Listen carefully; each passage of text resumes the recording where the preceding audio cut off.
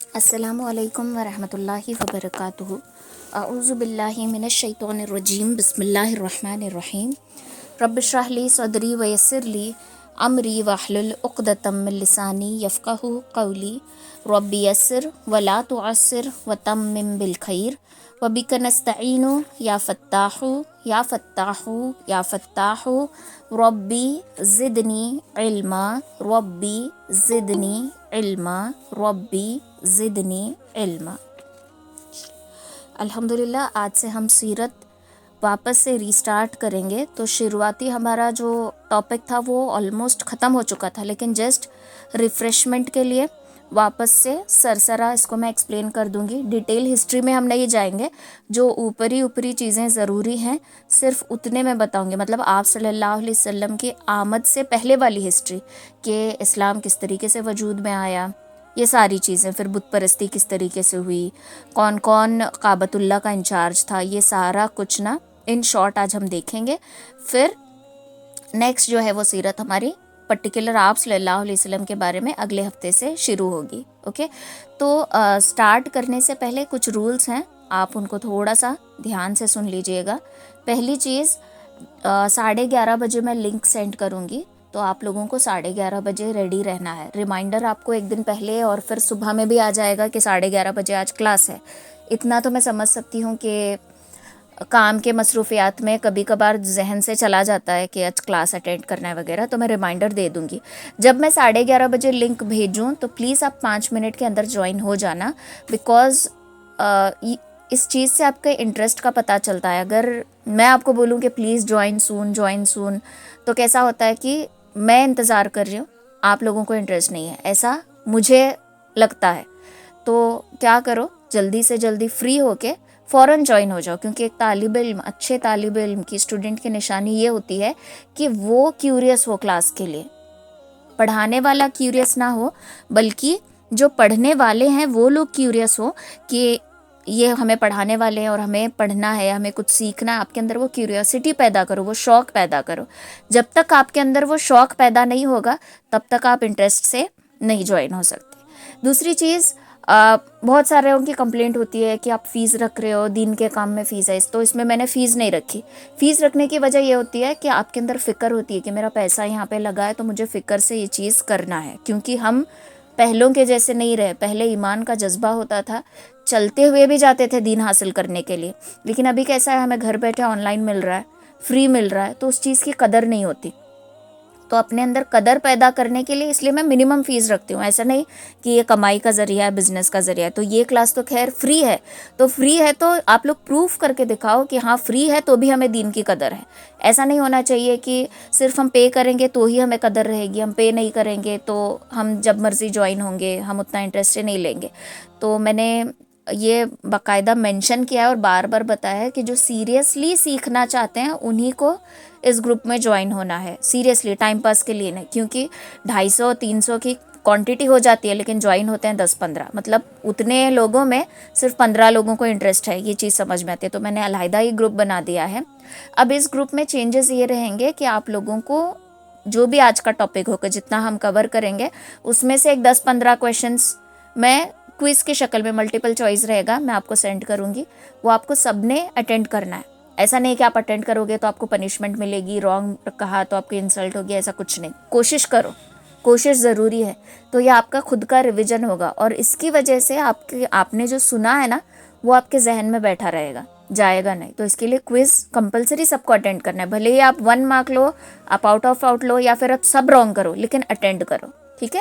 تو آپ کے اٹینڈنس اور آپ کا جو کوئز میں آپ نے حصہ لیا ہے، جو آنسرز آپ نے دیے ہیں، سبمٹ کیے ہیں، وہ دوسروں کو نہیں دکھائی دیں گے، صرف مجھے دکھے گا کہ آپ نے کتنا اچھے سے اپنا کوئز اٹیمپٹ کیا ہے، تو وہ سارا ریکارڈ مینٹین رہے گا۔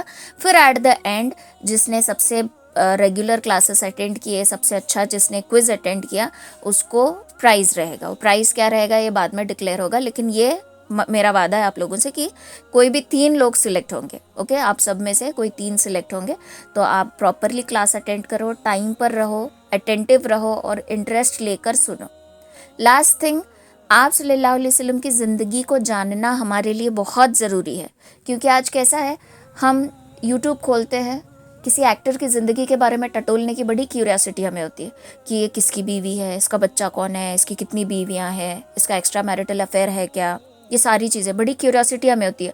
اگر کوئی ایکٹریس مر گئی تو کہیں اس کا مرڈر تو نہیں ہوا. تو یہ ساری چیزوں کی بڑی ہمیں طلب ہوتی ہے، جاننے کی تڑپ ہوتی ہے ہمارے اندر کہ یہ کیسے ہوا، کیوں ہوا. لیکن جہاں آپ صلی اللہ علیہ وسلم کی زندگی کے بارے میں آتا ہے تو بہت سارے ہمارے لوگ ایسے ہیں جنہیں جنرل نالج بھی نہیں ہے آپ کی زندگی کا. بٹ اگر کسی ایکٹر کے بارے میں پوچھو تو اس کی پیدائش سے لے کر اس کی پوری جنم کنڈلی کھول کر رکھ دیں گے. لیکن جہاں سیرت کی بات آتی ہے، جہاں نبی صلی اللہ علیہ وسلم کی بات آتی ہے، وہاں ہمارا نالج زیرو ہے. تو اس لیے خاص کر کے اس لیے کلاس رکھی گئی ہے کہ آپ کو کیا کرنا ہے، یہ اٹینڈ کرنا ہے، دین کو جاننا ہے، دین کو سیکھنا ہے، سمجھنا ہے اور اس کو اپنی زندگی میں لانا ہے. ٹھیک ہے، تو ابھی ہم انشاءاللہ سٹارٹ کریں گے. آج جو رہے گا وہ پرٹیکولر ہسٹری رہے گی. ایک سیکنڈ رکو. ہاں چلو، اب دیکھو پہلے آتے ہیں عرب کی طرف، کیونکہ نبی علیہ الصلوۃ والسلام کی جو پیدائش ہے وہ عرب میں ہوئی. لفظ عرب جو ہے یا عرب کا ڈکشنری میننگ لغوی معنی آتے ہیں صحرا کے اور بے آب کے. آب کہتے ہیں پانی کو، جہاں پر پانی نہ ہو، جو پرانا شہر ہے، یہ اس کا مطلب ہے. تو اس حساب سے یہ جو عرب کا نام ہے اس کا مطلب ہے بے آب، ایک صحرا ہے جہاں پر پانی کی کوئی بوند نہیں، ایک بنجر زمین ہے. اوکے، تو یہاں پر رہنے والوں کو اور عربی کہا جاتا ہے، اور اس لفظ کے عرب کے لفظی معنی ہے صحرا یا بے آب جگہ. تو عرب ایک ایسی جگہ تھی جو بے آب ہے، جہاں پر پانی کی بوند نہیں ہے. تھوڑا تھوڑا ہریالی ہمیں دیکھنے کو ملے گی، لیکن یوزولی یہاں پر سب جو ہے وہ ریگستان ہے. اب عرب میں الگ الگ قومیں آئیں، بہت ساری قومیں آئیں، لیکن ان قوموں کو ہم 3 حصوں میں ڈیوائیڈ کریں گے. ایک ہے عرب بعیدہ، ٹھیک ہے، ایک ہے عرب بعیدہ، دوسرا ہے عرب عریبہ، اور تیسرا ہے عرب مستعربہ. یہ 3 کیٹیگریز میں ہم اس کو ڈیوائیڈ کریں گے. عرب بعیدہ، قدیم عرب، جس کا نام و نشان بالکل بھی آج موجود نہیں ہے، مٹ چکا ہے، جیسے کہ قوم عاد ہے، قوم سمود ہے، تسام ہے، جدیس ہے. یہ ساری قوموں کا نام و نشان جو ہے مٹ چکا ہے. نام و نشان مٹ چکا ہے، نہیں واقعات ہمیں تھوڑے تھوڑے پتہ ہے، جیسے کہ ہمیں عاد کا واقعہ پتہ ہے، سمود کا پتہ ہے، تسام کا، جدیس کا، عمالقہ وغیرہ کا، ان کا ہم کچھ جانتے نہیں ہیں. تو ان کا نام و نشان مٹنا یعنی کہ ان کی جنریشن ہی ختم ہو جانا، فل سٹاپ لگ گئے یہاں پر. قوم عاد کی جنریشن میں سے ہمیں کوئی نہیں ملے گا، قوم سمود کی جنریشن میں سے ہمیں کوئی نہیں ملے گا. یہ قوم تبھی تباہ ہو گئی، تبھی برباد ہو گئی، اور ان کا نام و نشان کمپلیٹلی مٹ گیا. پھر عرب عریبہ، یعنی کہ یہ وہ عرب قبائل ہیں جو یارب ابن یشب ابن قحطان کی نسل سے ہیں. ٹھیک ہے، انہیں قحطانی عرب کہا جاتا ہے، ان کو کہا جاتا ہے قحطانی عرب. پھر نیکسٹ آتا ہے عرب مستعربہ، یعنی کہ وہ عرب قبائل جو حضرت اسماعیل علیہ السلام کی نسل سے ہیں، اور انہیں کہا جاتا ہے عدنانی عرب. اوکے، تو یہ 3 سیکٹرز میں ہم عرب کے قبیلوں کو ڈیوائیڈ کریں گے. ایک ہے عرب بعیدہ، دوسرا ہے عرب عریبہ، اور تیسرا ہے عرب مستعربہ. تو عرب بعیدہ جو ہے وہ کمپلیٹلی غائب ہو چکی ہے، ان کا نام و نشان کچھ بھی موجود نہیں ہے. عرب عریبہ جو ہیں یہ ان کو قحطانی عرب کہا جاتا ہے، یہ یارب ابن یشب قحطانی کے نسل سے آباد ہوئے. پھر ہے عرب مستعربہ، یہ عرب قبائل جو حضرت اسماعیل علیہ السلام کی نسل سے آباد ہوئے. ان کو ہم 3 کیٹیگری میں ڈیوائیڈ کریں گے. تو یہ سارے قبیلے الگ الگ جگہ پھیلے، الگ الگ جگہ ان کی نسلیں آباد ہوئیں. اوکے، تو ان کے الگ الگ واقعات ہمیں ملتے ہیں. پھر یمن میں جو قبیلے آباد ہوئے، یمن میں جو قبیلہ نکلا، یمن میں جو قبیلے آباد ہوئے، ان میں سے ایک کی بیٹی سے نکاح کیا اسماعیل علیہ السلام نے. یہ میں ایک دم سے جمپ کر رہی ہوں پرانی ہسٹری سے ایک دم، یہ جسٹ میں نے آپ کو بتایا ہے کہ 3 قبیلوں میں ڈیوائیڈ ہوئے، پھر وہاں سے ان کی جنریشن چلتی گئی، اور اس کے بعد آیا ابراہیم علیہ السلام کا دور، اور اس کے بعد آیا اسماعیل علیہ السلام کا دور.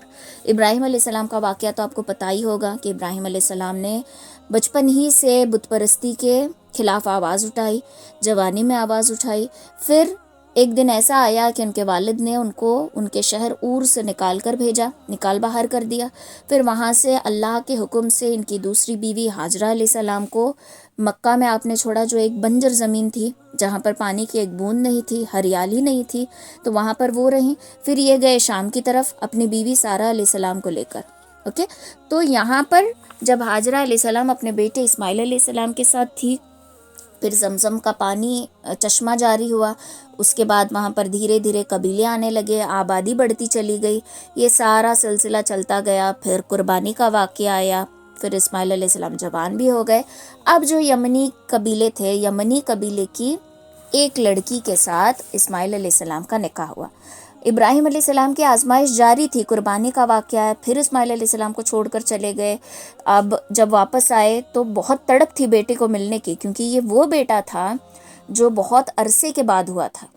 اسماعیل علیہ السلام جو ہے آپ کی دوسری بیوی کے بیٹے ہیں، لیکن سب سے پہلے بیٹے ہیں. ٹھیک ہے، ہاجرہ علیہ السلام آپ کی دوسری بیوی، سارہ علیہ السلام آپ کی پہلی بیوی. تو دوسری بیوی سے ان کو پہلی اولاد ہوئی جو ہے اسماعیل علیہ السلام. اور ابراہیم علیہ السلام کے ساتھ اسماعیل علیہ السلام برابر آزمائشوں میں اترتے چلے گئے ہیں. تو آپ سے بڑی محبت تھی. تو ہاجرہ علیہ السلام کا انتقال ہو گیا، اسماعیل علیہ السلام کا نکاح ہو گیا، اور ابراہیم علیہ السلام کو خیال ہوا، تڑپ ہوئی کہ میں مکہ جاؤں اور اسماعیل سے ملاقات کروں. تو آپ جب ملاقات کے لیے آئے، اتفاق سے حضرت اسماعیل سے آپ کی ملاقات نہیں ہوئی. بہو تھی گھر پہ، تو بہو سے پوچھا کہ گھر کے حالات کیسے ہیں، میرا بیٹا اسماعیل کیسا ہے. تو بہو نے شکایتیں شروع کر دی، تنگ دستی کی شکایت، کھانے پینے کی شکایت کہ ہمارے گھر میں یہ نہیں ہے وہ نہیں ہے، صرف شکایتیں.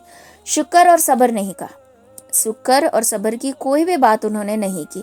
تو اس پر ابراہیم علیہ السلام کہتے ہیں کہ جب اسماعیل گھر لوٹ کر آئے تو ان سے کہنا کہ اپنے گھر کی دہلیز کو بدل دے. ٹھیک ہے، گھر کی جو دہلیز ہوتی ہے اس کو تبدیل کر لے، چینج کر لے.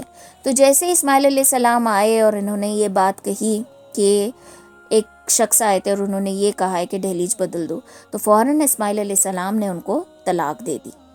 کیوں طلاق دے دی؟ وجہ یہ تھی کہ ان کی ناشکری اور شکایتیں، کنٹینیوسلی شکایت کرنا. تو یہ ساری چیزیں ابراہیم علیہ السلام کو پسند نہیں آئی، اور ابراہیم علیہ السلام جانتے تھے کہ ایسی جو عورت ہوتی ہے اس کے نسل سے بھی اولاد ایسی ہی نکلتی ہے. اوکے، تو پھر اس کو طلاق دے کر اسماعیل علیہ السلام نے دوسری شادی کی.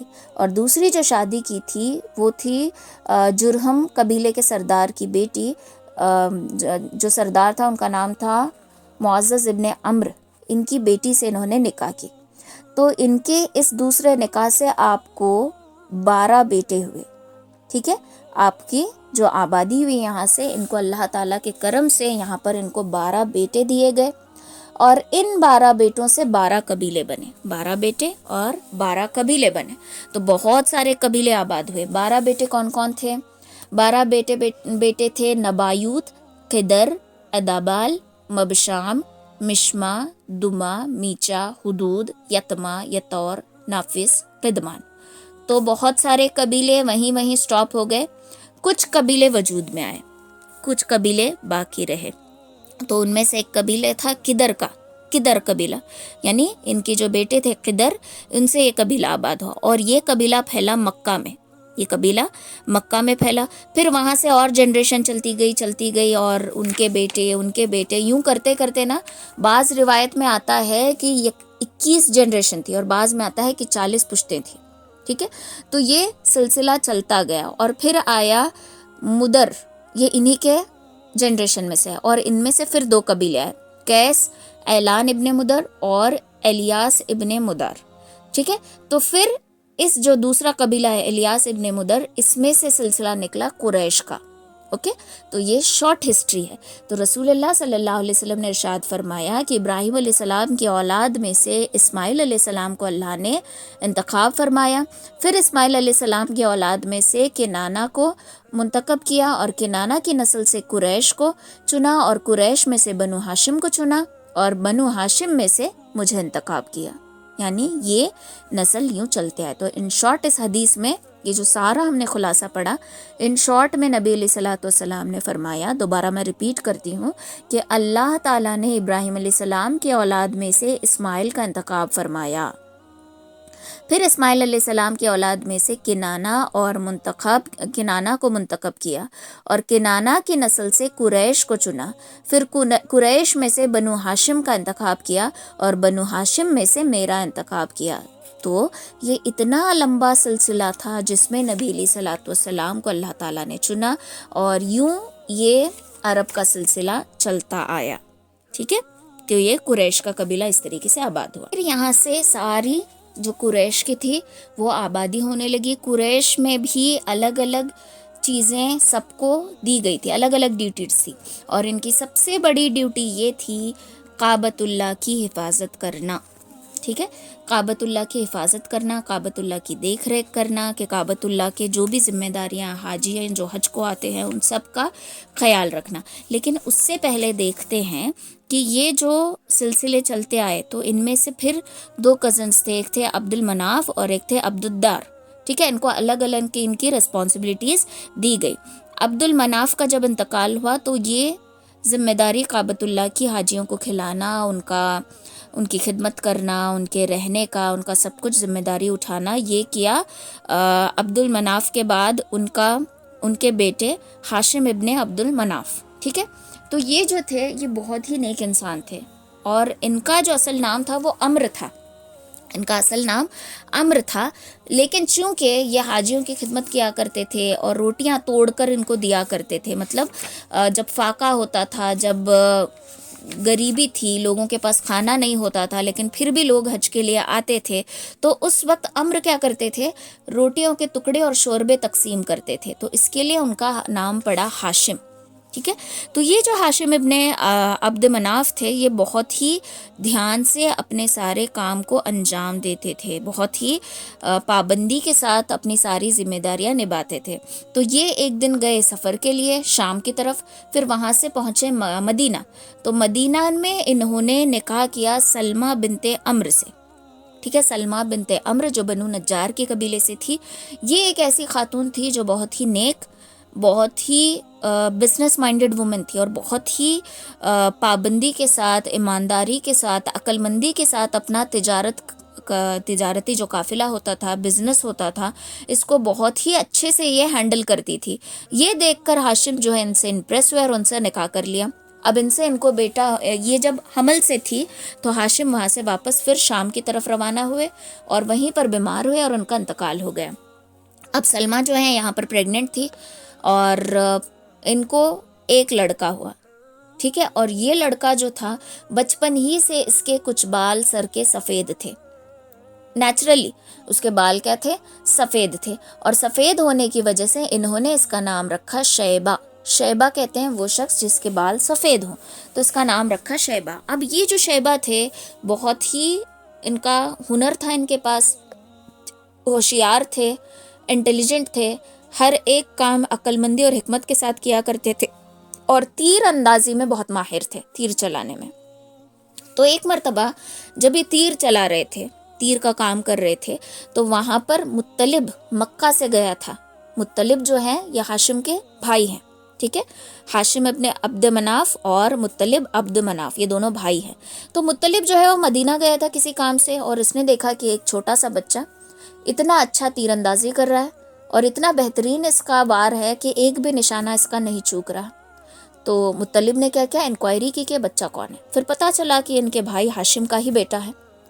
اب کسی نے ان کو اکسایا کہ تم مکہ میں آرام والی زندگی جی رہے ہو، اور تمہارا بھتیجا یہاں پر یتیمی کی زندگی جی رہا ہے، اور تمہارا دل کیسے گوارا کرتا ہے کہ تمہارا بیٹا یتیم بن کر رہے اور تم کعبۃ اللہ کے والی بن کر جیو، یہ تمہیں کیسے گوارا ہے۔ تو ان باتوں سے اس کا دل بھر آیا، اس کے اندر بھائی کی جو محبت تھی وہ جوش آ گیا، اور اس نے ان کی والدہ سلمہ سے اجازت لی اور کہا کہ مجھے میرے بھتیجے کے ساتھ روانہ کر دو، میں اسے اپنے ساتھ لے کر جانا چاہتا ہوں اور اسے اچھی زندگی دینا چاہتا ہوں، ٹھیک ہے۔ تو سلمہ جو تھی ان کے پاس یہ ان کی اولاد تھی، اور اس کو رخصت کرنا ان کے لیے بڑا مشکل کام تھا، لیکن پھر بھی سلمہ نے کیا کیا، دعاؤں کے ساتھ اپنے بیٹے کو رخصت کیا، ٹھیک ہے، تو دعاؤں کے ساتھ ان کو رخصت کیا، اور مطلب جو ہیں اپنے بھتیجے کو لے کر مکہ میں داخل ہوئے۔ جب مکہ میں داخل ہو رہے تھے تو لوگوں نے دیکھا کہ ایک لڑکے کو مطلب لے کر آ رہے ہیں۔ لوگوں نے سوچا کہ یہ مطلب کا غلام ہے۔ غلام کو عربی میں کہتے ہیں عبد، عبد بندہ، غلام ہم کہتے ہیں نا کہ عبداللہ، اللہ کا بندہ، بندہ غلام، تو ان کو عبد کہتے ہیں۔ تو لوگوں نے کہا کہ یہ عبد المطلب ہے، مطلب کا غلام ہے، تو یوں شیبہ کا نام پڑ گیا عبد المطلب۔ آیا سمجھ؟ عبد المطلب کا جو نام پڑا، ان کا اصلی نام تھا شیبہ، لیکن ان کو لوگوں نے سمجھا کہ یہ مطلب کا غلام ہے، اس لیے ان کو پکارنے لگے عبد المطلب کے نام سے، اور یوں ان کا نام پڑ گیا عبد المطلب۔ اوکے، اب مطلب کے بعد ان کے بھتیجے عبد المطلب کو ساری کعبۃ اللہ کی ذمہ داریاں مل گئی۔ ان کے بھی الحمدللہ 10 بیٹے تھے، اور پھر یہاں سے ساری جنریشن جو ہے وہ آباد ہوئی۔ لیکن اس سے پہلے دیکھتے ہیں کہ کعبے میں لوگ جو تھے، ہم نے اگر آپ کو یاد ہو تو میں نے بتایا تھا کہ سارے لوگ اللہ ہی کو مانتے تھے، کیونکہ دین ابراہیم سے تھے، اور ابراہیم علیہ السلام کے دین کی تعلیم یہ تھی کہ ایک اللہ کی عبادت کرنا ہے، ٹھیک ہے۔ تو سارے عام جو سٹیزنز تھے عرب کے، وہ حضرت اسماعیل علیہ السلام کی دعوت اور تبلیغ کے اوپر ہی چلتے تھے، دین ابراہیم کے پیروکار تھے، اس لیے صرف اور صرف اللہ کی عبادت کرتے تھے اور توحید پر ہی کاربند تھے۔ لیکن وقت گزرنے کے ساتھ ساتھ انہوں نے خدائی درس اور نصیحتوں کے چند حصے جو ہیں وہ بھلا دیے تھے، کچھ باتیں یہ بھول چکے تھے، پھر بھی کہیں نہ کہیں ان کے اندر توحید کا اور دین ابراہیم کا کچھ حصہ باقی تھا۔ ایسا ہوتا ہے نا، کبھی کبھار ہم کہتے ہیں کہ انسان مسلمان جو ہے وہ گناہ گار ہوتا ہے، لیکن توبہ کرنے والا اچھا گناہ گار ہے۔ نبی علیہ الصلوۃ والسلام کی حدیث ہے نا کہ ہر ایک بنی آدم جو ہے خطا کار ہے، لیکن بہترین خطا کار جو ہے وہ ہے جو توبہ کرے۔ ہم یہ بھی کہتے ہیں کہ انسان غلط ہو سکتا ہے، انسان گناہ کر سکتا ہے، لیکن مسلمان اپنے چند گناہ کے بعد اس کے دل میں وہ گلٹ آ جاتا ہے کہ میں نے یہ نہیں کرنا چاہیے تھا، یہ میرا کام نہیں تھا، تو اس طریقے سے وہ چند حصے تو بھول گئے تھے، لیکن کہیں نہ کہیں دل کے کسی کونے میں دین ابراہیم کی کچھ نصیحتیں باقی تھی، ٹھیک ہے، کچھ حصے ان کے اندر باقی تھے، کچھ دین کا حصہ ان کے اندر جو ہے وہ باقی تھا، اور اسی کو وہ نشو و نما کر رہے تھے، اسی کو انکریج کرتے تھے۔ تو پھر یہ سلسلہ چلتا آیا، توحید پر ہی وہ تھے، اللہ کی عبادت کرتے تھے۔ پھر اس کے بعد کیا ہوتا ہے، ان کے اندر ایک جو سردار تھا، یہ بنو خزاع کا سردار تھا، عمرو ابن لوہی، ٹھیک ہے، یہ جو تھا یہ تھوڑا نیک تھا، خدمت گزار تھا، تو سب لوگ اس کو جیسے سمجھو علماء کا درجہ دیتے تھے، اوکے، اس کو جیسے آج کل لوگ ولی اللہ کو مانتے ہیں، اولیاء کرام کو مانتے ہیں، تو ویسے لوگ اس کو مانتے تھے، اور یہ جو کہتا تھا وہ کرتے تھے۔ تو یہ شخص کیا کرتا ہے، ایک دن شام کی طرف جاتا ہے، شام کا سفر کرتا ہے، تو وہاں پر یہ دیکھتا ہے کہ وہاں لوگ بتوں کی پوجا کرتے ہیں، بتوں کی پوجا کی جا رہی تھی، اور اس نے یہ دیکھ کر سمجھا کہ یہ بھی ایک بہترین عمل ہے اور یہ برحق ہے۔ تو اس نے کیا کیا، شام کا جو ایریا تھا، شام میں بہت سارے پیغمبر آئے تھے، ابراہیم علیہ السلام، اسماعیل علیہ السلام، سب لوگ وہاں پر، تو یہ پیغمبروں کی سرزمین ہے، تو یہاں کے جو لوگ کر رہے ہیں وہ صحیح کام ہوگا، اس لیے کیا کرتا ہے، وہاں سے وہ لوگ جس بت کی پوجا کرتے تھے، جس بت کو مانتے تھے، اس کا نام تھا ہبل، یہ ہبل کی مورتی لے کر آتا ہے اور اس کو خانہ کعبہ میں رکھ دیتا ہے، اور یوں اس نے شرک کی دعوت دی، ٹھیک ہے، اس کا نام تھا عمرو ابن لوہی، اوکے، اور یہ بہت نیک تھا، اس لیے لوگ اس کی پیروی کرتے تھے۔ تو شرک کی دعوت سب سے پہلے اس نے دی، اور سب سے پہلی مورتی جو کعبۃ اللہ میں رکھی گئی وہ تھی ہبل کی مورتی، اور یوں کرتے کرتے جو بھی جہاں کا سفر کرتا، وہاں کی مورتی دیکھتا، وہاں کی لوگوں کی عبادت کے طریقے دیکھتا، اور وہاں کی ایک مورتی اٹھا کر لے کر آتا تھا۔ ہبل کے علاوہ بہت ساری مورتیاں تھیں جو کعبۃ اللہ میں موجود تھی، ٹھیک ہے، جو قدیم ترین مورتیاں تھیں، جیسے کہ منات، یہ بحر احمار کے ساحل پر تھی، تو بحر احمار کے ساحل سے یہ مورتی لے کر آئے منات کی، اس کے بعد طائف میں لات کی مورتی تھی، وہاں پر سے اس کو لے کر آئے، پھر وادی نقلا میں سے عزا کو لے کر آئے، آپ نے سنا نا، ہبل، منات، لات، عزا، یہ ساری مورتیاں تھی جو بہت ہی پرانی تھی، اور لوگ بڑی عقیدت سے ان کی عبادت کیا کرتے تھے، ان مورتیوں کو سمجھتے تھے کہ یہ خدائے واحد سے ملانے کا ذریعہ ہے، جیسے کہ آج بہت سارے لوگ سوچتے ہیں نا کہ ولی اللہ جو ہیں، اولیاء کرام جو ہیں، یہ ہمیں اللہ سے ملانے کا ذریعہ ہے، ہم تھوڑی نہ ان کی عبادت کرتے ہیں، لیکن ہم یہ بھول جاتے ہیں کہ ہمیں اللہ سے بانڈ اتنا اسٹرانگ رکھنا ہے کہ بیچ میں کسی میڈییٹر کی ضرورت نہ پڑے۔ تو یہ لوگ بھی کیا کرنے لگے، ان مورتیوں کو وسیلہ بنانے لگے رب تک پہنچنے کا، اللہ تک پہنچنے کا وسیلہ ان مورتیوں کو بنانے لگے۔ تو چنانچہ یوں کرتے کرتے پورے کعبۃ اللہ میں تقریباً 360 بت جو ہے وہ رکھے گئے۔ اوکے، تو کعبۃ اللہ کے اندر ہی 360 مورتیاں رکھی گئی۔ کسی نے حبل کو لے کر آیا، کسی نے لات کو، کسی نے عزا کو، کسی نے منات کو، یوں کرتے کرتے جہاں جاتے وہاں پر ایک مورتی دکھتی اس کو لے کر آتے، جہاں جاتے جہاں پر عبادت کا کچھ طریقہ ہٹ کے کچھ الگ لگتا اس طریقے کو اپنا لیتے۔ یوں کرتے کرتے ان کے درمیان شرک آ گیا۔ شرک اور بت پرستی اہل جاہلیت کے دین کے اندر سب سے بڑا مرکز بن گیا۔ پہلے صرف دین ابراہیم پر تھے اور ابراہیم علیہ السلام کے بتائے ہوئے تبلیغ، اسماعیل علیہ السلام کے بتائے ہوئے تبلیغ پر چلتے تھے، لیکن دھیرے دھیرے شرک یوں ان کے اندر آ گیا۔ دیکھو شیطان کیا کرتا ہے، اگر آپ کو پتا ہو تو نوح علیہ السلام کے دور میں سارے لوگ اللہ کی عبادت کرتے تھے، کوئی شرک نہیں کرتا تھا، اور اللہ نے بھی ان کو یوں نواز رکھا تھا، شیطان کو ہی دیکھا نہیں جا رہا تھا۔ اور شیطان چونکہ اللہ کا مقرب تھا، وہ اس کوشش میں تھا کہ کسی نہ کسی طریقے سے لوگوں کے درمیان میں وہ عمل ڈالوں گا جس کو اللہ سب سے زیادہ ناپسند کرتا ہے، اور یہ اللہ کے نزدیک سب سے زیادہ ناپسندیدہ عمل ہے۔ اور شیطان چونکہ مقرب تھا، وہ جانتا تھا اللہ ہر ایک گناہ کو معاف کر سکتا ہے، شرک کو معاف نہیں کر سکتا۔ چنانچہ شیطان نے موقع پایا، اور موقع کیا تھا، ان کے درمیان کوئی نیک انسان مر جاتا ہے تو شیطان ایک بوڑھے شخص کے بھیس میں جاتا ہے اور کہتا ہے کہ مرنے والا کیسا تھا؟ لوگ کہتے ہیں کہ بڑے نیک تھے، جو بھی اللہ سے مانگتے تھے اللہ ان کو عطا کر دیتے تھے، اور دن رات اللہ کی عبادت کیا کرتے تھے۔ تو شیطان افسوس جتاتا اور کہتا ہے کہ مجھے سن کر بڑا افسوس ہوا، کتنا اچھا ہوتا کہ ہم لوگ ایسے نیک انسان کو روز دیکھ سکتے۔ تو لوگ بھی اپنی جو خواہش تھی ظاہر کرتے ہیں کہ ہاں بہت اچھا ہوتا، لیکن اب یہ ممکن نہیں ہے کیونکہ یہ مر چکے ہیں اور مرنے والے کو ہم دوبارہ نہیں دیکھ سکتے۔ تو شیطان کہتا ہے کہ میرے پاس ایک تدبیر ہے، میرے پاس ایک سلیوشن ہے اس پرابلم کا۔ تو لوگ کہتے ہیں کہ کیا؟ تو شیطان کہتا ہے کہ جو مر گئے ہیں ان کی تصویر بناؤ اور ان کو صبح شام دیکھا کرو۔ تو لوگوں کو یہ بات بڑی پسند آتی ہے، تو لوگ کہتے ہیں کہ ہاں یہ تو بڑا اچھا سلیوشن آپ نے دیا ہے، ہم ان کی تصویر بنائیں گے اور ان کو صبح شام دیکھا کریں گے۔ تو لوگ کیا کرنے لگے، ان کی تصویر بنانے لگے اور صبح شام ان کو دیکھنے لگے۔ پھر جب کوئی دوسرا مرا پھر ان کی تصویر بنا دی گئی، تو اب یہ ٹرینڈ چل گیا کہ جو مرتا تھا اس کی تصویر بناتے، اس کو صبح شام دیکھتے تھے۔ پھر ان کی نسلیں آگے بڑھی، پھر تصویر بدل گئی مجسموں میں، مورتیوں میں تبدیل ہو گئی، مورتی کو صبح شام دیکھنے لگے، ان کے نام کی مورتی بنا لی۔ پھر دھیرے دھیرے ان کے آگے کھانے پینے کی چیزیں، ان کی فیوریٹ جو فوڈ آئٹمس ہوتی تھی وہ رکھنے لگے، پھر دھیرے دھیرے ان سے منتیں مانگنے لگے، پھر ان کے آگے قربانی کرنے لگے، پھر ان کے آگے سجدہ کرنے لگے، اور ایک دن ان مورتیوں کو اپنا معبود بنا لیا۔ تو ٹھیک شیطان نے کیا کیا تھا، صرف ایک چنگاری پھینکی تھی کہ یہ ہم صرف تصویر بنا کر ان کو دیکھو صبح شام۔ یہ چنگاری بڑھتے بڑھتے شرک کی آگ میں بھڑک گئی۔ ویسے ہی سارے لوگ دین ابراہیم پر تھے، لیکن ایک شخص کو شیطان نے غفلت میں ڈال دیا۔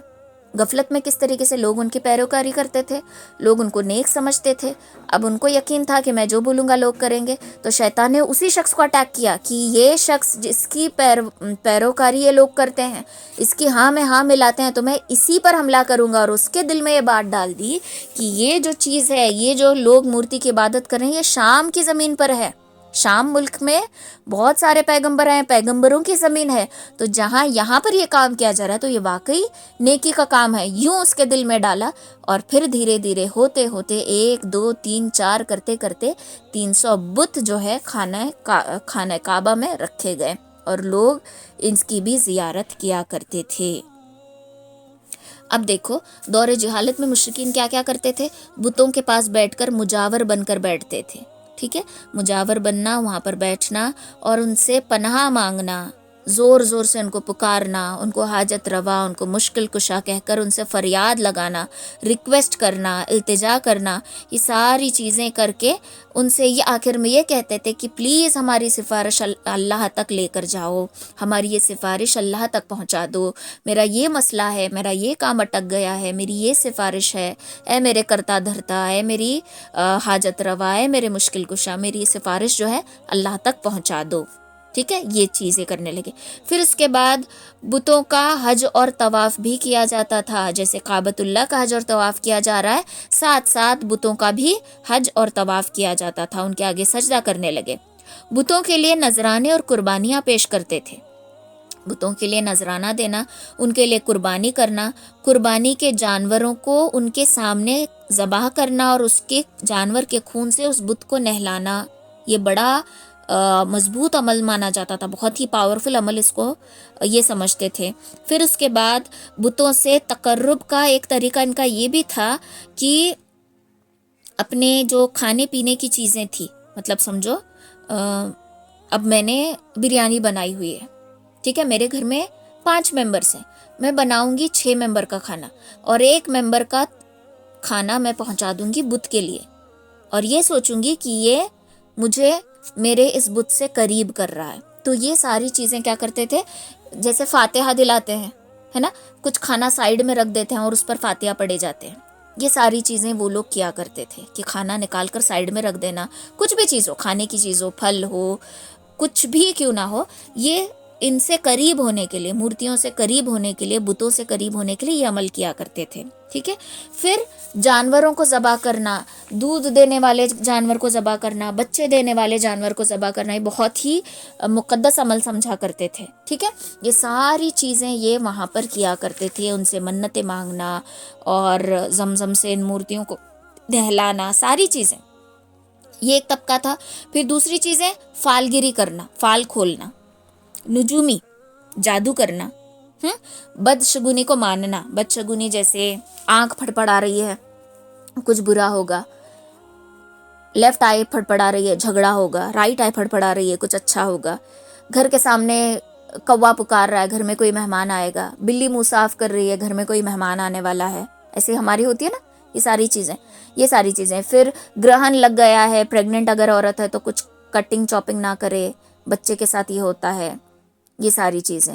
اور بہت ساری بدشگونیاں، بلی نے راستہ کاٹ لیا، بدشگونی ہو جائے گی، ہاں، جانے والے مرد کو پیچھے سے مت ٹوکو، بدشگونی ہو جائے گی، یہ ساری چیزیں یہ دور جہالت میں جو مشرکین تھے وہ مانا کرتے تھے، آج ہم بھی کرتے ہیں.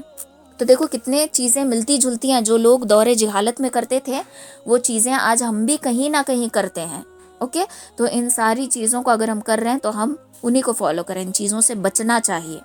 اوکے، تو بدشگونی کو ماننا یہ بہت بری بات ہے. بلی نے راستہ، آپ کو پتہ ہے ہم یہاں سوچتے ہیں کہ بلی نے راستہ کاٹ لیا تو کام اٹک جائے گا. جاپان میں بلی کا راستہ کاٹنا شبھ مانا جاتا ہے. ہم سوچتے ہیں کہ ہم نے آؤل کو دیکھ لیا، الو کو دیکھ لیا، کچھ تو منحوس ہوگا. چائنا میں اس کو دیکھنا لکی سمجھا جاتا ہے. تو ہر ایک کنٹری کا نا الگ الگ رواج ہوتا ہے، الگ الگ ان کی سوچ ہوتی ہے، الگ الگ ان کا ماننا ہوتا ہے. تو ان چیزوں میں ہمیں نہیں پڑنا ہے، ہمیں یہ ماننا ہے کہ جو کچھ کرتا ہے، جو کچھ ہوتا ہے وہ اللہ کی طرف سے ہوتا ہے، ہمارا اس میں کوئی دخل نہیں ہے. ایک بلی، ایک الو، ایک کوا کچھ بھی ہمارا نہیں بگاڑ سکتا، سب کچھ اللہ کے کنٹرول میں ہے. بیچ میں یہ بھی بڑا ٹرینڈ چلا تھا نا، جب نئے نئے موبائلس آئے تھے، SMS کا سلسلہ ہوتا تھا کہ اللہ کے کچھ نام ہوتے تھے کہ اس نام کو 4 لوگوں کو بھیجو یا 8 لوگوں کو سینڈ کرو، ضرور خوشخبری ملے گی، نہیں کرو گے تو کوئی بیڈ نیوز ملے گی. اب پڑھنے والا ڈر کے کیا کرتا تھا، یہ چیزیں فارورڈ کرتا تھا. تو یہ چیزیں کیا ہے، بدشگونی کو ماننا ہے. خوشی دینے والی ذات اللہ کی، غم دینے والی ذات اللہ کی. پھر ایک اور میسج آتا تھا کہ مجھے قسم ہے محمد صلی اللہ علیہ وسلم کی، میں یہ کلمہ پڑھوں گا اور 100 لوگوں کو بھیجوں گا. اب شروع میں ہی پڑھ لیا قسم ہے تو بندہ پریشان کہ میں نے تو اب قسم اٹھا لی، مجھے تو 100 لوگوں کو بھیجنا پڑے گا. اب SMS فری ہوتے تھے کچھ، اور اس میں سے پھر ریچارج کر کے بھی کچھ لوگ SMS فارورڈ کرنے لگے کیونکہ قسم اٹھا لی. تو یہاں پر ہمیں پتہ ہونا چاہیے تھا کہ قسم اللہ کے سوا کسی اور کی اٹھا نہیں سکتے، قسم اللہ کے سوا کسی اور کی مانی نہیں جاتی، اس کی کوئی ویلیڈیٹی نہیں ہے. اس کو کوئی امپورٹنس ہی نہیں ہے. تو یہ ساری چیزیں، یہ بدشگونی کا ماننا. اب یہ میسج آیا کہاں سے؟ یہ چیزیں ٹرینڈ میں آتی ہیں دشمنوں کی طرف سے. دشمن کون؟ جو اسلام کے دشمن ہیں. اسلام کے دشمن ہیں لیکن اسلام کو ہم سے زیادہ جانتے ہیں کہ کون سی چیزوں سے اللہ ناراض ہوتا ہے اور وہ چیزیں ہمارے ہاتھوں سے کرواتے ہیں، اور ہم جاہل اس جال میں جو ہیں وہ پھنس جاتے ہیں. تو یہ ساری چیزیں مشرکین کرنے لگے، مکہ کے لوگ کرنے لگے. اوکے، یہ سارے عمل وہ کرنے لگے، بدعتیں کرنے لگے، دین میں نئی نئی باتوں کو پیدا کرنا. اور ان کی ایک سب سے بڑی بدعت یہ تھی کہ وہ کہتے تھے کہ ہم قریش ہیں، ہم قریش والے ہیں، اور ہمارے لیے احرام کی حالت میں پنیر اور گھی بنانا درست نہیں ہے. بدعت، ٹھیک ہے، دین میں نئی بات پیدا کرنا کہ احرام باندھ کر پنیر اور گھی بنانا ہمارے لیے درست نہیں ہے. اور یہ درست ہے کہ بال والے گھر یعنی کمبل کے خیمے میں داخل ہوں، اور نہ یہ درست ہے کہ سایہ حاصل کرے اور کسی اچھے آرام کا خیمے میں جا کر بیٹھ جائیں. تو یہ اس طریقے سے ایک بدعت بنا لیتے تھے. ایک بدعت ان کی یہ بھی تھی کہ بیرون حرم کے باشندے حج یا عمرہ کرنے کے لیے جب آئیں تو ان کی کوئی چیز لے کر آئے اور اس کو کھانا ان کے لیے درست نہیں ہے. سمجھو، اب میں جا رہی ہوں عمرہ یا حج کرنے کے لیے اور قریش سے نہیں ہوں میں، تو میں کوئی چیز لے کر جا رہی ہوں ان کو کھانے کے لیے، وہ کھانا ان کے لیے درست نہیں ہے. یہ یوں مانا کرتے تھے. ٹھیک ہے، تو بہت ساری الگ الگ چیزیں یہ مانا کرتے تھے جو کمپلیٹلی جہالت کی طرف تھی، اس کا کوئی لاجک نہیں ہوتا تھا.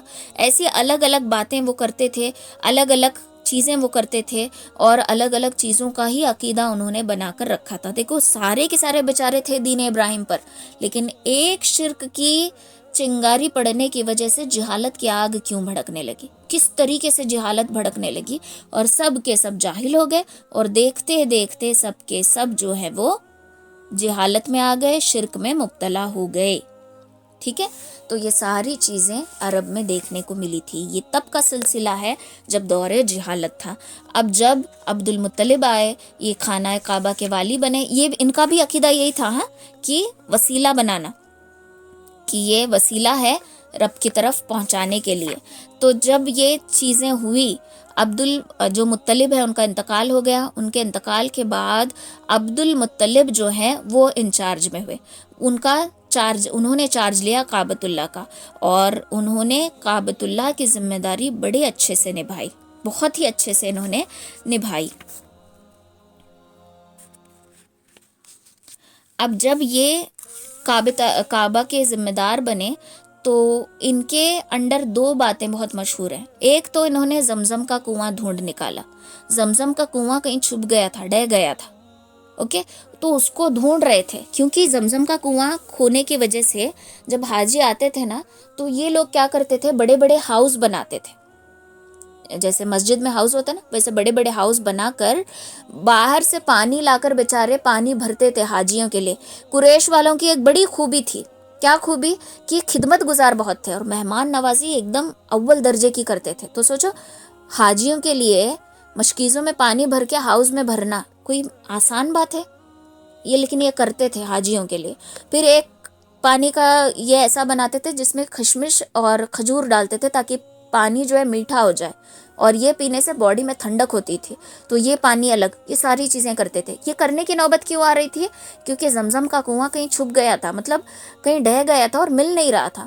تو ایک مرتبہ عبد المطلب نے خواب میں دیکھا کہ اللہ نے ان کو حکم دیا ہے زمزم کے کنویں کو واپس ڈھونڈنے کا. تو اب یہ اپنے خواب کے مطابق زمزم کے کنویں کی تلاش میں لگ گئے، لیکن ان کو کنواں مل ہی نہیں رہا تھا، بالکل نہیں مل رہا تھا.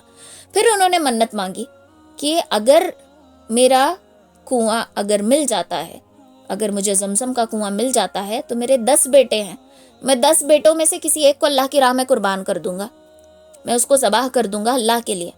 تو اتفاق سے ان کو جو کنواں ہے مل جاتا ہے. اب بڑے خوش ہوتے ہیں. پھر زمزم کا کنویں کی صفائی ہو جاتی ہے اور پھر واپس سے کنواں تعمیر کیا جاتا ہے. پانی کی تو برکت اس میں اللہ کے فضل سے تھی ہے، تو یہ ساری چیزیں مل جاتی ہیں. اب لیکن انہوں نے منت مانگی تھی نا کہ اپنے بیٹوں میں سے کسی ایک کو ذبح کروں گا، تو انہوں نے قرا ڈالا. قرا ڈالا کہتے ہیں چٹ کا ڈالنا، چٹس اٹھاتے ہیں نا ویسے. تو ان کے 10 بیٹوں کے نام لکھے، نام آیا عبداللہ کا. لوگوں نے کہا کہ دیکھو تمہارے 10 بیٹوں میں سے عبداللہ جو ہے بڑا نیک ہے، بہت اچھا لڑکا ہے، تم اس کی قربانی نہ کرو، تم دوبارہ قرا ڈالو. تو اب عبد المطلب کیا کرتے ہیں، عبداللہ کا نام لیتے ہیں اور ساتھ ساتھ 10 اونٹ لکھتے ہیں کہ یا تو عبداللہ یا پھر 10 اونٹوں کی قربانی ہوگی، تو نام آتا ہے عبداللہ کا۔ پھر کوانٹٹی بڑھا دیتے ہیں، 20 اونٹ یا عبداللہ، نام آتا ہے عبداللہ کا۔ 30 اونٹ یا عبداللہ، نام آتا ہے عبداللہ کا۔ یوں کرتے کرتے اونٹوں کی تعداد پہنچتی ہے 100 تک۔ جب 100 اونٹ اور عبداللہ کا قرا ڈالتے ہیں تو قرا آتا ہے 100 اونٹوں کا، تو تب عبداللہ کی خاطر اللہ کی راہ میں 100 اونٹ قربان کر دیتے ہیں۔ یہ زمزم کا کنواں ملنے کی خوشی میں تھا۔ اور دوسرا ان کا واقعہ جو بڑا مشہور ہے وہ ہے واقعہ فیل۔ سورۃ الفیل اگر آپ نے پڑھی ہو تو، الم تر کیف فعل ربک باصحاب الفیل، کہ کیا تم نے نہیں دیکھا کیسا کیا تمہارے رب نے فیل والوں کے ساتھ۔ فیل کہتے ہیں عربی میں ہاتھی کو۔ تو یہ جو ابراہہ تھا، یہ فوج لے کر آیا تھا، یہ بادشاہ نجاشی حبشی جو بادشاہ تھا اس کی طرف سے یہ گورنر تھا، گورنر ان جنرل تھا، جو آیا تھا کعبہ ڈھانے کے لیے۔ تو اس نے ایک کعبے کے اپوزٹ میں کلیس بنایا تھا جو بہت اونچا تھا، لوگوں کو سر اٹھا کر دیکھنا پڑتا اور بہت خوبصورت بنایا تھا۔ اور اس کا انٹینشن یہ تھا کہ کعبے کی جگہ لوگ آ کر کلیس کا طواف کریں، اور اس نے سب کو انوائٹ کیا تھا۔ مکہ کے کچھ لوگ بھی وہاں گئے تھے، اور مکہ کے کچھ لوگ کیا کر کے آتے ہیں، کلیس میں توڑ پھوڑ مچا کر واپس آ جاتے ہیں۔ تو ابراہہ کیا کرتا ہے، اب مجھے چاہیے کہ میں کعبہ کو ڈھا دوں گا کیونکہ انہوں نے میرے کلیس کو توڑا ہے، اس لیے۔ تو جب یہ آتا ہے اپنا سارا لشکر، واقعہ بہت بڑا ہے، تو یہ اپنا لشکر لے کر آتا ہے، اور اس کی لشکر میں تھے ہاتھی۔ مکہ والوں نے کبھی ہاتھی دیکھے ہی نہیں تھے، اور ان کے پاس اتنی بڑی فوج بھی نہیں تھی لڑنے کے لیے، ٹھیک ہے۔ تو اس نے کیا کیا، آتے ہی عبد المطلب کے بکریوں اور اونٹوں کو نا قبضہ کر لیا۔ اب عبد المطلب گئے اس کے پاس اور جا کر کہا، اس نے کہا، ابراہہ نے کہا کہ بیٹھ جاؤ۔ تو عبد المطلب کہتے ہیں کہ میں یہاں تم سے کچھ بارگیننگ کرنے کے لیے نہیں آیا، تمہارا مسئلہ کعبے کے ساتھ ہے، تو تم جانو اور کعبہ جانے، میری بکریاں مجھے واپس دے دو۔ تو اس کو غصہ آ جاتا ہے، کہتا ہے کہ میں نے تمہارے لیے چیلنج دیا ہے کہ میں تمہارے کعبۃ اللہ کو توڑ دوں گا، اور تمہیں کوئی پرواہ نہیں ہے، تمہیں پڑھی ہے تو ان حقیر بکریوں اور اونٹوں کی۔ تو عبد المطلب کہتے ہیں کہ دیکھو، ان بکریوں اور اونٹوں کا دیکھ بھال کرنے والا میں ہوں، یہ میرے ذمے ہے، تو ان کے لیے میں آیا ہوں۔ کعبۃ اللہ جو ہے اللہ کا گھر ہے اور اللہ کے ذمے ہے، اللہ تم سے اس کے لیے نپٹ لے گا، میں اس کا کوئی انچارج نہیں ہوں، میرا کوئی اس میں دخل نہیں ہے، وہ اللہ کا گھر ہے، اللہ دیکھ لے گا، لیکن یہ اونٹ اور بکریاں میری ہیں، تو ان کو تم لوٹا دو۔ اب ابراہہ کو تعجب ہوتا ہے کہ میں ان کے مین جو ان کی شان تھی کعبے کی وجہ سے تھی، دبدبہ جو تھا کعبے کی وجہ سے تھا، میں اس کو ڈھانے آیا ہوں، اور یہ اتنا بنداس کہہ رہا ہے کہ تم دیکھ لو، یہ تمہارا مسئلہ ہے، میرا مسئلہ میرے بکریوں کے ساتھ ہے۔ تو یہ چڑ کر کیا کرتا ہے، اونٹ اور بکریاں دے دیتا ہے۔ اب سارے مکہ کے لوگ پہاڑوں کے پیچھے جا کر چھپ کر دیکھ رہے ہوتے ہیں کہ ابراہہ کس طریقے سے کعبے کو ڈھانے والا ہے۔ تو اس کے جو ہاتھیوں کا لشکر تھا، اس کا ہیڈ تھا محمود، سب سے بڑا ہاتھی۔ اب جب یہ لوگ کعبۃ اللہ کو ڈھانے کے لیے آگے گئے، ہاتھی کا کیسا ہوتا ہے، ہاتھی کے کان پر نا پن چبھائی جاتی ہے تو ہاتھی جوش میں آتا ہے۔ تو جب یہ محمود آگے گیا، وہ پلٹ کر واپس آنے لگا، مطلب یہ کعبۃ اللہ کو ڈھانے نہیں لگا، کیونکہ اس کے اوپر جو انچارج تھا وہ کہتا ہے کہ دیکھو محمود، تم جو ڈھانے جا رہے ہو اللہ کا گھر ہے، اگر تم گھر کو کچھ ہوتا ہے تمہیں اللہ سے پنگا لینا ہے، میں تمہیں نہیں بچا سکتا۔ تو یہ آگے جا ہی نہیں رہا ہوتا، تو اس کو پن چبھائے جا رہے ہیں، وہ بھالے ہوتا ہے نا، بھالوں سے چبھایا جاتا ہے، لیکن خون بہنے لگتا ہے ہاتھیوں کے کانوں سے، لیکن وہ آگے نہیں بڑھتے کعبے کو ڈھانے کے لیے۔ پھر اس کے بعد اللہ تعالیٰ طیرن ابابیل، پرندوں کا لشکر بھیجتے ہیں، چھوٹے چھوٹے پرندے جن کے چونچ میں اور پاؤں میں کنکر تھے، ہر ایک پرندے کے پاس 3 کنکر تھے، اور وہ کنکر مار مار کر ان کو مارنے لگے، اور جب وہ کنکر انسان پر پڑتا تو ان کا جسم سڑ کر جھڑنے لگتا۔ ابراہہ کا بھی یہی حال ہوا، اور وہ صنع کے علاقے میں جا کر وہاں پر ایک پوٹلی کی شکل میں بن گیا تھا، مطلب اس کا بدن جھڑ کے صرف اس کی اوجڑی باقی تھی، یوں کہا جاتا ہے۔ تو یہ بڑا واقعہ تھا۔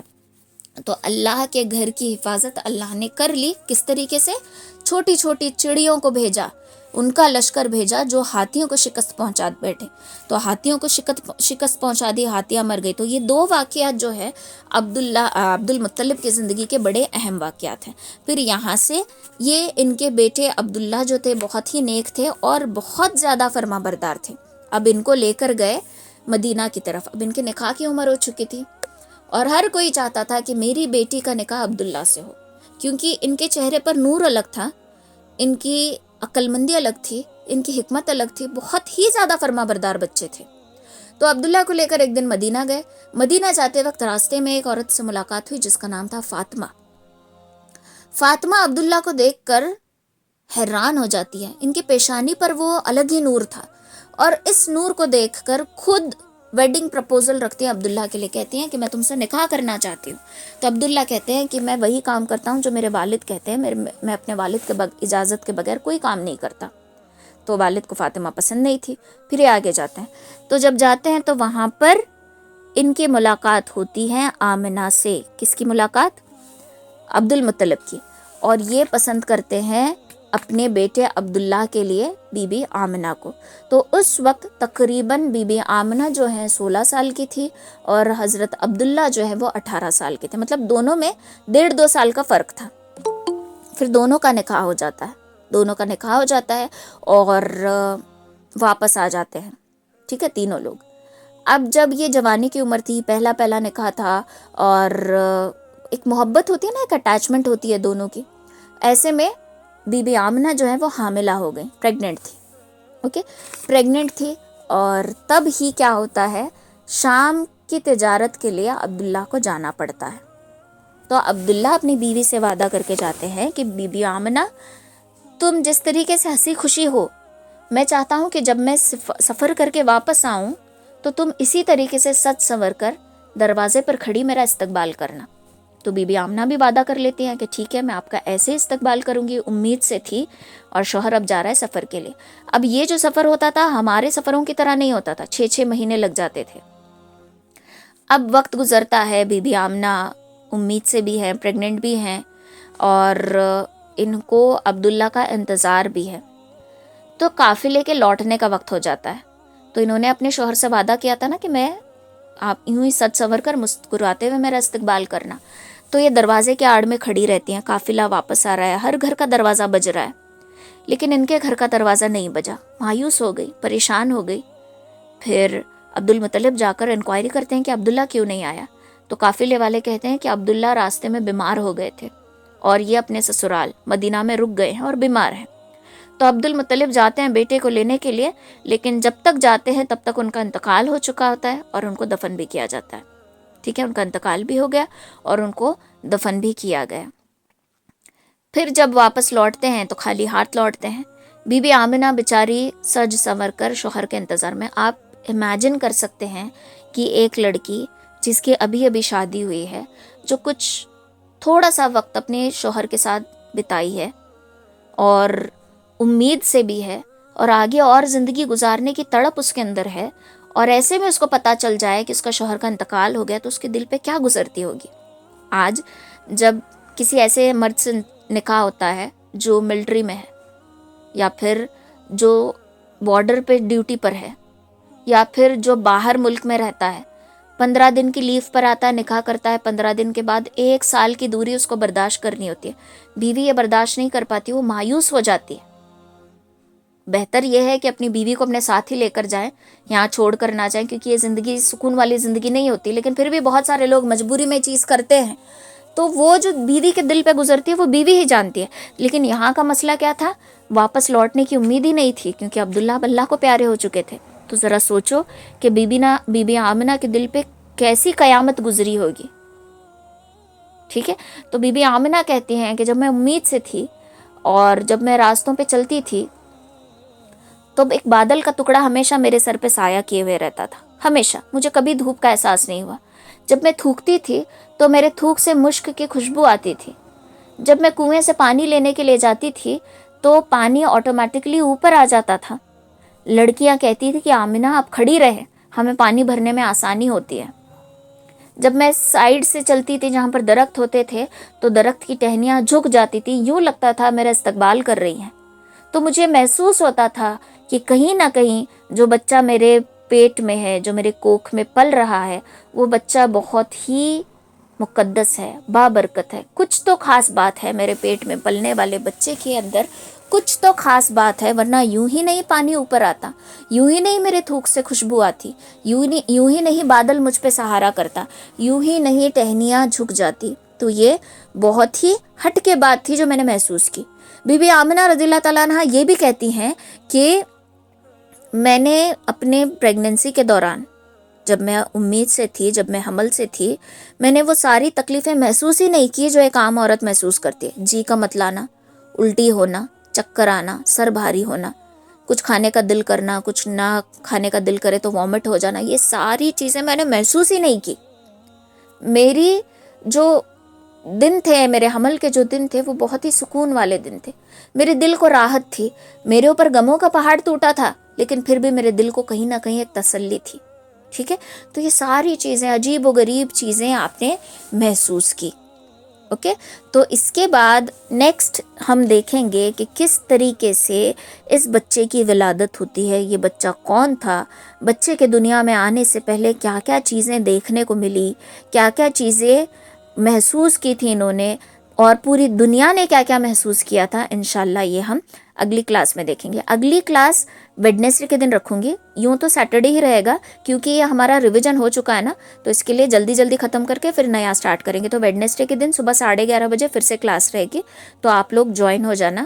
تو یہ جو شروعات تھا یہ صرف ہسٹری تھی کہ عرب میں کیا تھا، کیسا ماحول تھا اللہ کو ماننے، کیونکہ آگے ہم دیکھیں گے کہ قریش والے ہیں، کافر ہیں، لیکن اللہ کی قسم کھا کر کہہ رہے ہیں. تو آپ لوگ کنفیوز ہو جاؤ گی کہ یہ شرک کرتے ہیں اور توحید کو نہیں مانتے تو اللہ کو کیسے مان رہے ہیں. تو اس کے لیے ساری بنیادی چیزیں بتانا ضروری تھا. شاید آپ لوگوں میں کچھ لوگ نئے بھی ہیں جنہوں نے یہ ساری چیزیں سنی نہیں تھی، تو یہ ساری چیزیں امپورٹنٹ تھی. اب ان میں سے جو امپورٹنٹ کویشچنس ہیں، ایک 10-12 کویشچنس ہی میں آپ لوگوں کو بتاؤں گی، تو اس کے آنسرز آپ لوگوں کو کرنے ہیں. کوئز کا لنک میں سینڈ کروں گی، اس کو آپ کو فالو کرنا، فل کرنا ہے فارم اور اٹینڈ کرنا ہے. آپ کا پیپر میرے سوا کوئی اور نہیں دیکھے گا، تو بے فکر ہو کر آپ لوگ آنسر کریں. اچھا، میں بتاتے بتاتے ایک پوائنٹ بتانا بھول گئی تھی کہ ہاشم جو ہیں، جب یہ ہاشم ابن مناف، جب انہوں نے سلمہ سے نکاح کیا اور یہ شام کی طرف واپس روانہ ہوئے اور یہ تب حاملہ تھی، تو ان کا جب انتقال ہوا تو ان کو دفنایا گیا فلسطین میں غزہ میں ان کو دفنایا گیا ہے، ہاشم عبد مناف کو. دیکھو سارے سلسلے نا سوچ کر حیران ہوتی ہے، مکہ، شام، فلسطین، غزہ، یہ سارے سلسلے یہی ہیں. تو ہم اندازہ لگا سکتے ہیں کہ فلسطین پر جو دشمن حملہ کر رہے ہیں اس میں مقصد کیا ہو سکتا ہے، دین کو مٹانے کا مقصد. اور ہمارے اندر جو تڑپ ہونی چاہیے اس جگہ کے لیے، وہ اس لیے کیونکہ وہ مقدس زمین ہے اور سب انبیاء کرام کا سلسلہ وہیں سے جڑا ہوا ہے. گھما پھرا کر پھر ہم وہیں آتے ہیں، شام، فلسطین اور غزہ کی طرف. آپ بچوں کے لیے بھی جب میں قصص الانبیاء لے رہی ہوں نا، تو ہر جگہ ہسٹری جا رہی ہے پھر فلسطین کی طرف. تو ہمیں کیا سمجھ میں آتا ہے کہ وہ زمین ہمارے نزدیک بہت مقدس ہے. ٹھیک ہے، تو آج کے لیے اتنا کافی ہے. انشاءاللہ ویڈنسڈے ایک کلاس ہوگی، پھر سیٹرڈے ہوگی. جب یہ ہمارا پرانا ٹاپک ہم کور کر لیں گے نا، جنگ بدر کو جب ہم آئیں گے تو پھر صرف سیٹرڈے کے دن کلاس رہے گی. اور مجھے یہ ایک چیز بتا دو کہ 11:30 کا ٹائم صحیح ہے یا 3:30 کا ٹائم صحیح ہے. میرے حساب سے تو 11:30 کا ٹائم کنوینئنٹ ہے، پھر بھی آپ لوگ ایک بار مشورہ کر کے دیکھو اور بتاؤ کہ 3:30 صحیح رہے گا یا 11:30 صحیح رہے گا. میں نے 11:30 اس لیے سوچا کیونکہ بچے اسکول گئے رہتے ہیں اور صبح کے کام بھی ختم ہو کر آپ لوگ فری رہتے ہو. 3:30 بجے یوزولی عورتوں کے ریسٹ کرنے کا ٹائم ہوتا ہے، تو آپ لوگ اس وقت ریسٹ بھی کر سکتے ہو، سونا ہے تو سو سکتے ہو. تو اس لیے میں نے یہ ٹائم سلیکٹ کیا ہے. پھر بھی آپ لوگ سوچ کے مجھے بتا دینا کہ کون سا ٹائم آپ کے لیے اچھا رہے گا. ٹھیک ہے، سبحان اللہ و بحمدہ.